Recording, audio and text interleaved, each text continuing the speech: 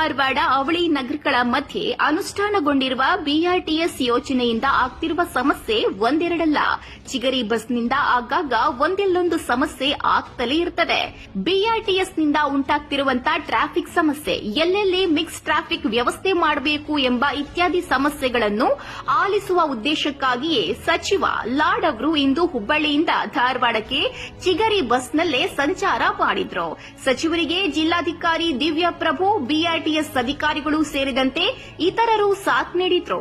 ಬಿಆರ್ಟಿಎಸ್ನ ಎಲ್ಲೆಲ್ಲಿ mix traffic ವ್ಯವಸ್ಥೆ ಮಾಡಬೇಕು, ಈ ಯೋಜನೆಯಲ್ಲಿ ಏನೆಲ್ಲ ಬದಲಾವಣೆ ಮಾಡಬಹುದು ಎಂಬುದರ ಬಗ್ಗೆ ಚಿಂತನೆ ನಡೆಸಲಾಗುತ್ತಿದೆ.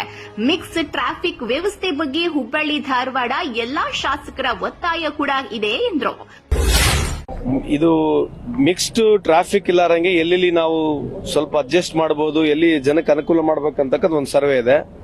ಬಟ್ ಧಾರವಾಡ ಜಿಲ್ಲೆಯ ಹುಬ್ಬಳ್ಳಿ ಧಾರವಾಡ ಜನರ ಒತ್ತಡ ಏನಿದೆ ಅಂತಂದ್ರೆ ಮಿಕ್ಸ್ ಟ್ರಾಫಿಕ್ ಅಲೋ ಮಾಡಬೇಕಂತ ಹೇಳಿ ಬಹಳಷ್ಟು ಸಾರ್ವಜನಿಕರು, ಆಮೇಲೆ ನಮ್ಮ ಧಾರವಾಡದಲ್ಲಿ ಇರತಕ್ಕಂಥ ಎಲ್ಲಾ ಅಧ್ಯಕ್ಷರುಗಳು, ಪದಾಧಿಕಾರಿಗಳು, ಸದಸ್ಯರುಗಳು ಕಳೆದ ಸುಮಾರು 1 ವರ್ಷದಿಂದ ನಮ್ಮ ಜೊತೆ ಒತ್ತಡ ತರ್ತಾನೆ ಇದ್ದಾರೆ. ಇವತ್ತು ನಾವು ಜಿಲ್ಲಾಡಳಿತ, ಸಂಬಂಧಪಟ್ಟಿರ್ತಕ್ಕಂಥ ಬಿಆರ್ಟಿಎಸ್ ಎಲ್ಲ ಆಫೀಸರ್ಸ್ಗಳು, ನಮ್ಮ ಪೊಲೀಸ್ ಡಿಪಾರ್ಟ್ಮೆಂಟ್ ಜೊತೆಗೆ ಟ್ರಾಫಿಕ್ ಇರ್ತಕ್ಕಂಥ ಡಿಪಾರ್ಟ್ಮೆಂಟ್ ರಿಲೇಟೆಡ್ ಎಸ್ಪಿಗಳು ನಾವೆಲ್ಲ ಒಟ್ಟಿಗೆ ಹೋಗಿದ್ವಿ. ಇದೇ ಸ್ವಲ್ಪ ಮಟ್ಟಿಗೆ ಅಲ್ಲಿ ಚೇಂಜಸ್ ಮಾಡಬಹುದು, ಬಟ್ ಕಂಪ್ಲೀಟ್ಲಿ ಅವರಿಗೆ ಅನುಕೂಲ ಆಗ್ಬೇಕಂದ್ರೆ ಮಿಕ್ಸ್ ಟ್ರಾಫಿಕ್ ಆಗ್ಬೇಕಂತಕ್ಕಂಥದ್ದು ನಮಗೆ ಸಂಬಂಧಪಟ್ಟಿರ್ತಕ್ಕಂಥ ಇಲಾಖೆ ಸೆಕ್ರೆಟರಿ ಆಗಿರ್ತಕ್ಕಂಥ ದೀಪಾ ಚೋಲನ್ ಕೂಡ ಆಲ್ರೆಡಿ ಮಾತನಾಡಿದ್ವಿ. ಅವರು ಬರಬಾರ ಒಂದು ಎಕ್ಸ್ಪರ್ಟ್ ಕಮಿಟಿ ಕಳಿಸ್ತಾರೆ. ಈ ಮಿಕ್ಸ್ ಟ್ರಾಫಿಕ್ ನ ಹೆಂಗ್ ಅಲೋ ಮಾಡ್ಬೇಕನ್ನೋದಕ್ಕೆ ಒಂದು ಸರ್ವೆ ಮಾಡಿಬಿಟ್ಟು ಸರ್ಕಾರ ಗಮನಕ್ಕೆ ತರ್ತೀವಿ.